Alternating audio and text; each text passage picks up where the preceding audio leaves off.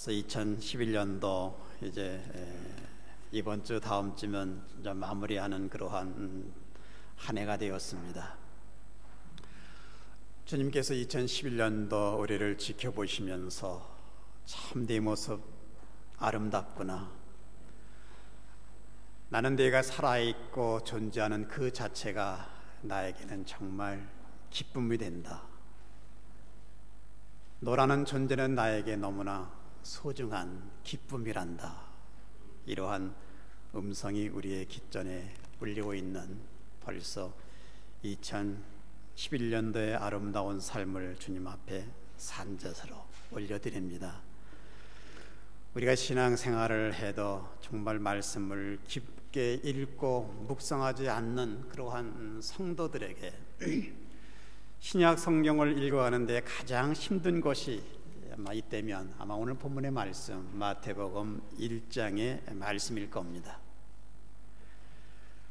구약 창세기로부터 나오는 중요한 성경의 인물들을 알지 못하고 또 배후에 담겨진 의미를 깨달지 못하면 구약의 계보를 요약해 놓는 그냥 낳고라는 그러한 족보일 뿐 우리에게는 아마 의미가 없을 겁니다. 그러나 하나님께서 인간을 사랑하시되 끝까지 사랑하시고 구원자를 보내시기 위하여 하나님께서 일하시고 오랜 역사를 걸쳐서 메시아를 보내시는 이 뜻 깊은 이 시대를 통하여 아주 필연적으로 목적을 가지고 있는 성경을 자세하게 우리가 공부를 하게 되면은 마태복음 1장은 엄청난 구원의 메시지가 담겨 있는 것을 우리는 깨닫게 됩니다. 마태복음에서 수많은 등장인물이 있지만 세상 역사의 중심은 바로 역사의 축인 예수 그리스도이심을 우리는 발견하게 됩니다. 타락한 인간을 죄에서 구원하시는 위대한 구속사 성취를 역사의 축으로 삼고 구원의 능력을 주시고자 그 목적을 가지고 오신 분이 예수 그리스도이심을 보여주고 있는 그러한 말씀을 우리는 마태복음 1장에서 발견할 수가 있습니다. 그래서 성경은 여러 가지 표현으로 40명의 저자들에 의해서 다양한 시대에 다양한 문화 속에서 각기 다른 언어와 사상과 문학의 글을 채취해서 성령의 감동을 받아 예수 그리스도를 바로 본문에서 소개해 주고 있습니다. 또한 성령에 의해 기록된 성경의 가장 중요한 목적, 하나님의 아들 예수 그리스도를 세상의 구주와 주님으로 믿게 하기 위함이 바로 본문의 말씀의 내용인 것을 보게 됩니다. 그러기에 우리는 첫째로 본문은 메시아이신 예수 그리스도를 아브라함과 다윗의 자손이라고 소개해주고 있는 그러한 말씀을 보게 됩니다. 이 타락한 인간에게 하나님께서 구원의 실제를 구체적으로 보여주시고 있는 그러한 말씀인 것입니다. 아브라함은 본래 믿음의 사람이 아니었습니다. 평범한 사람이었던 그를 어느 날 하나님께서 불러주셔서 믿음의 사람으로 만들어 가기 시작하신 겁니다. 저와 여러분에게 임하신 하나님의 그 은혜와 사랑으로 믿음 안으로 이끄신 하나님의 역사와 그리고 인도가 있음을 우리는 이미 믿고 이 순간까지 달려온 사람들입니다. 사실 본래 우리들도 믿음이 있어서 교회에 나온 것 아닙니다. 믿음이 있어서 예수 믿은 것도 아닙니다. 우리들은 예수 그리스도 밖에 있었고 약속의 자손들 밖에 있었으며 이스라엘 나라 밖에 있었던 그러한 사람들입니다. 하나님과 상관없이 살았던 사람들에게 직접 찾아오셔서 예수 앞에 나올 수 있도록 만들어 주셨고 예수 그리스도를 나의 주님으로 고백할 수 있도록 하나님께서 은혜를 우리들에게 베풀어 주셨습니다. 저와 여러분들이 하나님을 찾아 나온 것이 아니라 하나님께서 불러주셔서 믿음의 사람이 될 수 있도록 만들어 주셨던 겁니다.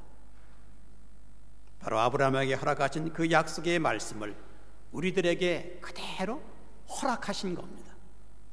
창세기 12장 2절 말씀에 내가 너로 큰 민족을 이루고 네게 복을 주어 내 이름을 창대케 하리니 너는 복의 근원이 될지라. 저와 여러분이 예수를 믿었기 때문에 저와 여러분의 가문이, 여러분의 자손에 하나님의 놀라운 축복이 이제 우리의 눈으로 볼 수가 있고 입으로 신할 수가 있으며 환경 속에 체험할 수 있도록 하나님께서 만들어 주시고 계십니다. 왜냐하면 저와 여러분의 가정에 하나님이 바로 개입하셨기 때문입니다. 하나님은 일방적으로 아브라함에게 너는 복의 근원이 될지라 라는 축복을 주시면서 예수 그리스도를 아브라함의 자손이라고 지금 소개해 주시고 계십니다. 아울러서 다윗의 자손이라고 소개해 주시고 있습니다. 사무엘상 7장 12절 말씀 보니까 다윗의 후손에서 메시아 곧 왕이 나올 것이라 예언합니다. 로마서 1장 3절 말씀에서 예수 그리스도를 소개하기를 육신으로는 다윗의 혈통에서 난 자라고 말씀하시면서 디모데후서 2장 8절에 다윗의 씨로 죽은 자 가운데 다시 살리신 분이라고 말씀하고 있습니다. 하나님께서 전적으로 사용할 사람을 하나님은 사용하시는 그러한 모습을 우리에게 소개해 주시고 계십니다. 하나님이 저와 여러분을 이미 택하셨기 때문에 반드시 하나님은 우리에게 축복으로 임하시는 하나님이십니다. 우리가 믿음이 없고 비록 불완전한 죄의 연약함이 있다 하더라도 하나님은 우리를 고치시고 교정시켜 주셔서 우리를 축복하시는 하나님이십니다. 왜냐하면 하나님이 우리를 사용하시기를 원하시기 때문입니다. 아브라함은 어떠한 사람이었습니까? 애굽에 갔을 때에 자기 부인 사라가 너무나 예뻐서 아내를 빼앗기 위하여 자기를 죽일까봐 다른 사람들에게 누이라고 하라고 2번씩이나 아내를 버릴 뻔한 그러한 사람이었습니다. 다윗은 어떠한 사람이었습니까? 사랑하는 신복 우리아의 아내 바세바를 범한 인물이었습니다. 자신의 욕망 때문에 부하의 아내를 범하고 부하를 죽이기까지 한 사람이었지만 하나님은 형편없는 죄인인 인간의 실수를 통하여 구원을 이루실 만큼 사랑과 용서가 크시다는 것을 우리에게 보여주시고 계십니다. 이사야 1장 18절 말씀에 너희 죄가 주홍같이 일지라도 눈과 같이 희어질 것이요 진홍같이 붉을지라도 양털같이 되리라. 저도 제 자신을 바라볼 때마다 연약하고 두려움과 좌절 속에서 내 안에 존재하고 있는 이 숨은 죄악을 생각할 때마다 괴롭고 견디기 힘들 때가 사실 많이 있습니다. 그러나 예수 그리스도를 통한 제 자신을 바라볼 때에 그러한 제 속성에 좌절하지 않고 하나님의 사랑의 깊이와 능력으로 복음을 외치고 하자는 그 은혜와 사랑이 마음속에 흘러 넘칠 때마다 그 누구에게나 전하고 싶은 강한 성령의 힘을 이 말씀을 통하여 공급받게 된다는 사실입니다. 부모님들은 모든 것을 우리 자녀들에게 공급하기를 원하는 마음을 가지고 있습니다. 바로 하나님께서 우리들에게 모든 것을 공급하시기를 원하시는 그러한 하나님이십니다. 그러기에 예수 그리스도의 이름을 부르는 자손들에게 하나님의 축복이 함께 하시면서 바로 권세와 능력을 성경은 이 본문 속에서 우리에게 약속을 해 주셨습니다. 그러기에 아브라함과 다윗의 자손이라고 우리에게 소개해 주시고 있다는 사실입니다. 두 번째로 족보의 단계를 통하여 예수 그리스도의 세계를 소개해 주고 있는 그 말씀을 바로 이 본문 속에서 우리는 대면할 수가 있습니다. 17절 말씀 보시면 이러한 말씀으로 전개되고 있습니다. 그런즉 모든 대수가 아브라함부터 다윗까지 14대요 다윗부터 바벨론으로 이구할 때까지 14대요 바벨론으로 이구한 후부터 그리스도까지 14대라 이렇게 말씀하고 있습니다. 다시 말하면 아브라함부터 다윗까지 14대요 라는 뜻은 이스라엘을 한 국가로 통일하고 역사상 가장 강력한 왕으로 군림했던 다윗 시대가 이스라엘을 가장 강성했던 그러한 때라는 의미를 지금 우리에게 말씀해 주고 있는 것입니다. 그리고 다윗으로부터 바벨론으로 이구할 때가 14대요 라는 말은 이스라엘 역사상 가장 수치스러운 패배와 외세 침략으로 멸망을 주었던 바벨론 포로 시대를 그대로 보여주고 있는 그러한 말씀인 것입니다.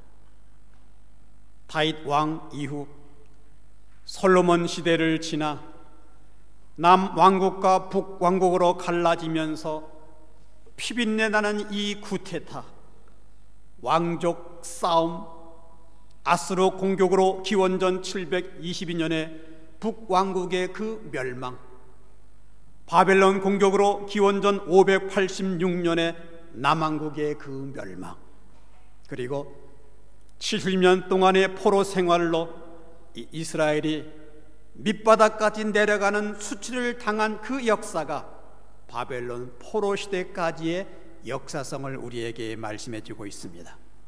그리고 바벨론으로 이구한 이후부터 그리스도까지 14대로, 이 말은 포로 해방 이후에 예수 그리스도의 출현까지 이르는 그 역사로서 예수 그리스도의 출현이야말로 진정한 인류의 메시아, 전 인류의 구원과 참 소망을 보여주는 시대를 소개해주고 있는 그러한 말씀인 것입니다.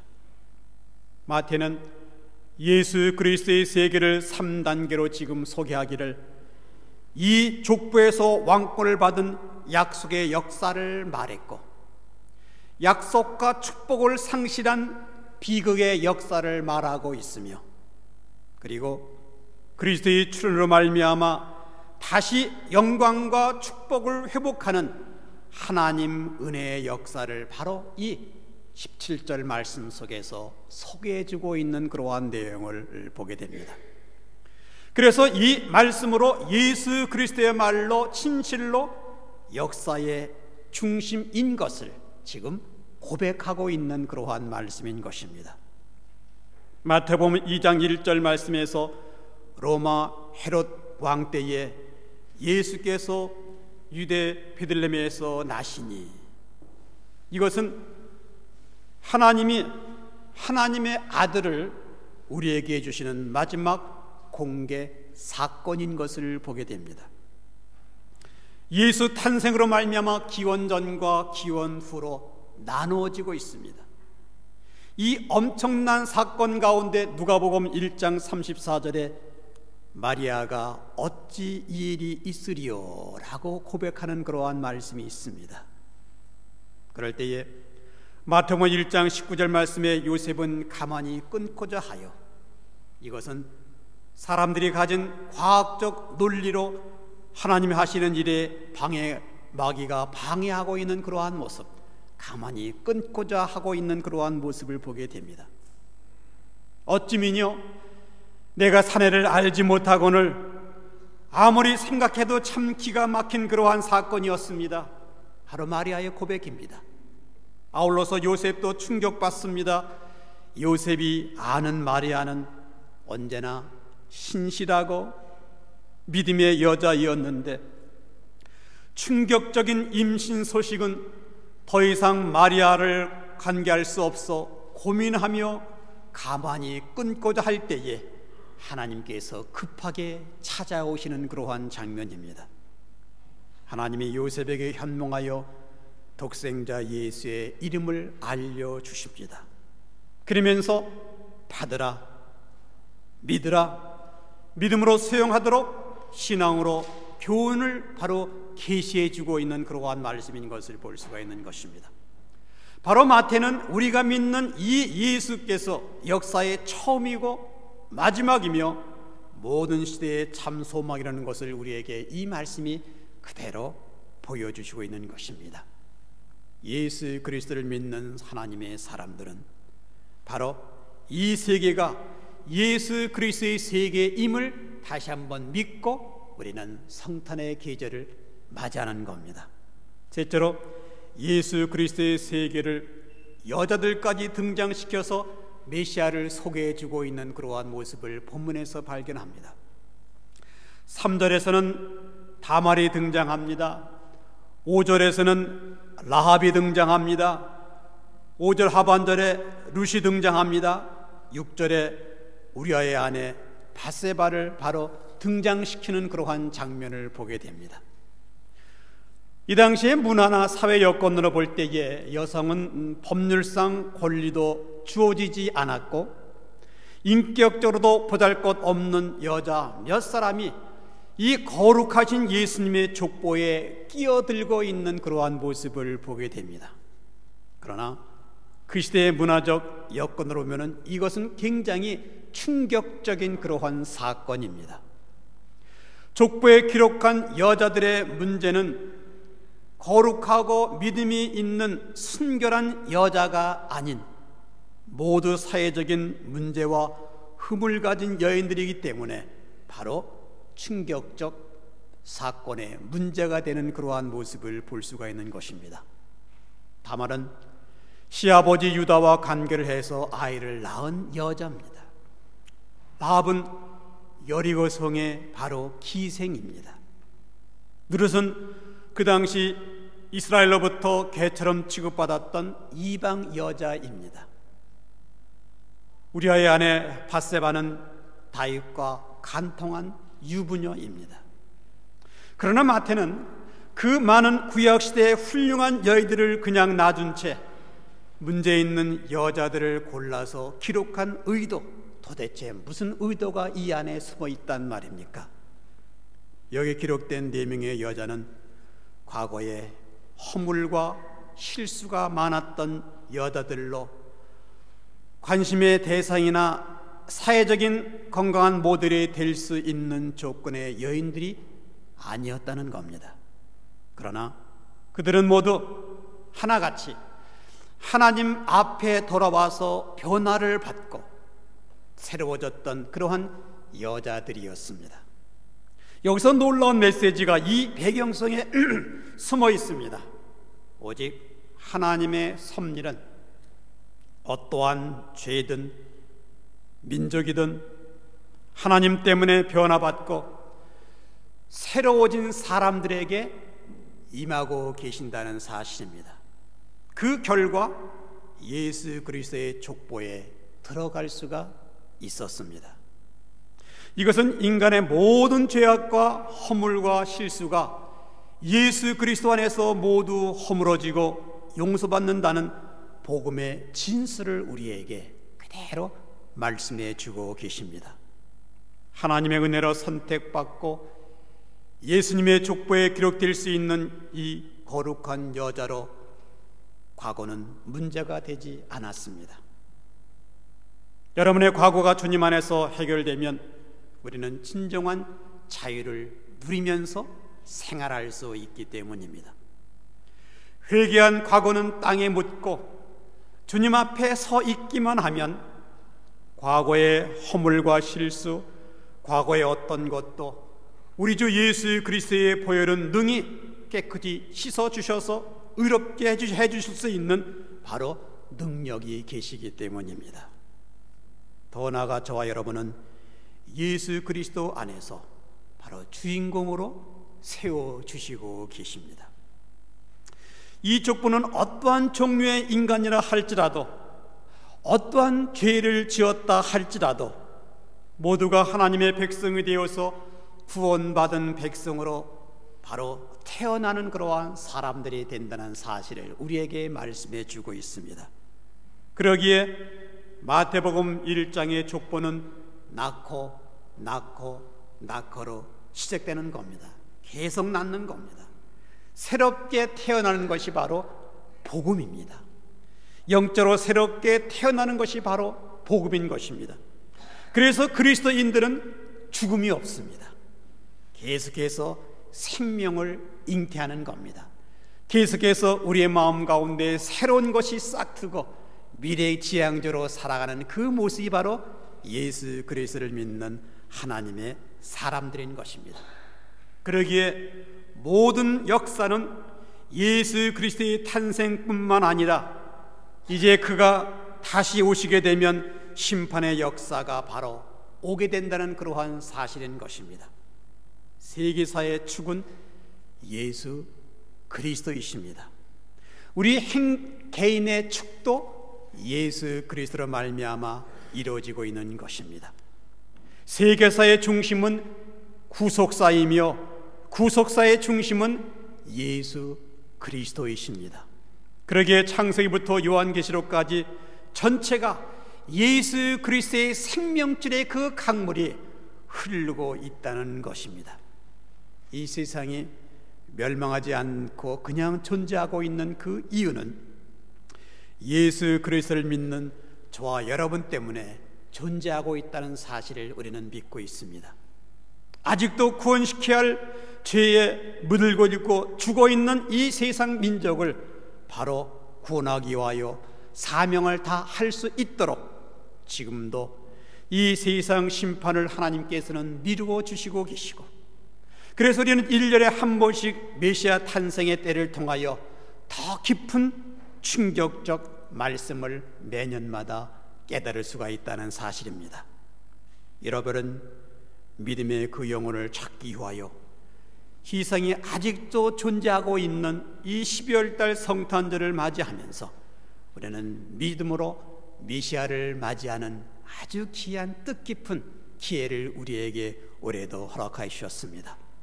역사는 예수 그리스도 메시아 손에 달려 있습니다. 예수 그리스도 이 세계 안에서 모든 것 할 수 있다는 확신으로 살아갈 수 있는 담대한 믿음이 예수 그리스도를 믿는 하나님의 사람들이기 때문입니다. 그러기에 우리는 항상 미래지향적입니다. 할 수 있습니다. 예수 그리스도 안에서 모든 것 할 수 있습니다.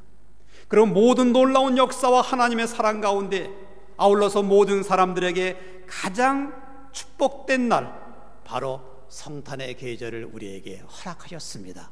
할 수 있다는 자신감 가운데 이 복음의 메시지를 우리에게 제공해 주시고 있는 것입니다. 하나님의 놀라운 말씀을 우리 마음 가운데 잉태하여 영혼들을 사랑하며 그 영혼들 속에 예수 그리스도가 세상의 주인인 것을 다시 한번 고백할 수 있는 귀한 기회, 모든 시대의 축이 예수 그리스도를 말미암아 아름다운 영적인 열매를 맺어갈 수 있는 그러한 모습, 이 모습의 대열 속에 저와 여러분들을 하나님께서 사용하시고 이 만난 예수 그리스도를 높이 경배할 수 있는 그러한 하늘의 놀라운 비밀을 이 땅에 전파할 수 있는 아름다운 삶의 내용이 저와 여러분의 귀한 모습 되시기를 주님의 이름으로 기원합니다. 기도하겠습니다.